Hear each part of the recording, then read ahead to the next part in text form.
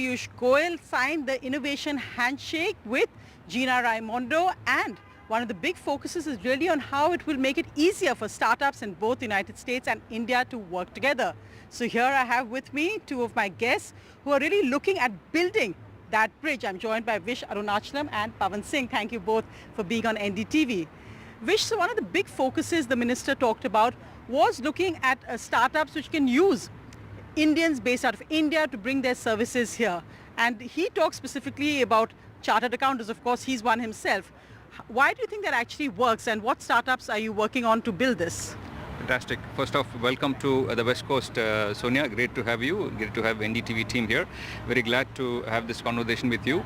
Very excited with our castartups.org. castartups.org was launched in September of 2022 by Piyush.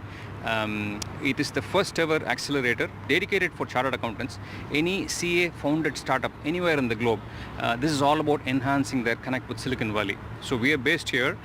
We have about 6,500 chartered accountants in this part of the world. Indian chartered accountants in this part of the world, in the USA, of which 1,000 plus are in California alone. So the California chapter, the San Francisco chapter, was inaugurated in 2017. We're the only active chapter. Since then, we've grown leaps and bounds.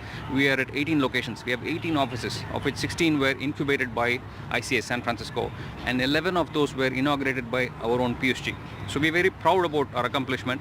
We have a goal of about 50 by 2025 is what we say. We want to have 50 offices in the USA by 2025. We're getting there. How do you think it would help, for instance, a young CA in India who can't get a job? How would you actually connect him to Silicon Valley? Because there's a huge demand for CAs. Absolutely, huge demand for accounting professionals in this part of the world. Indian CAs are very much respected in this part of the world. The industry respects the qualification.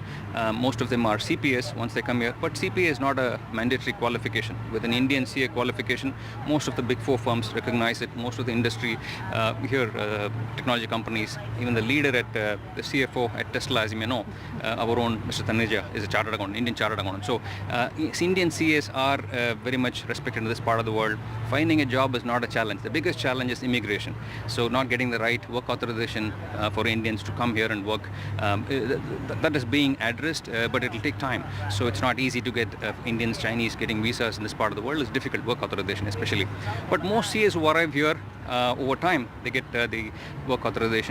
Spouses who come along with engineers, others who are coming here on deputation, say on L1 visa, or maybe H1 if they're lucky, they get that lottery, they come here. So once they arrive here, we are here, our chapters around the country.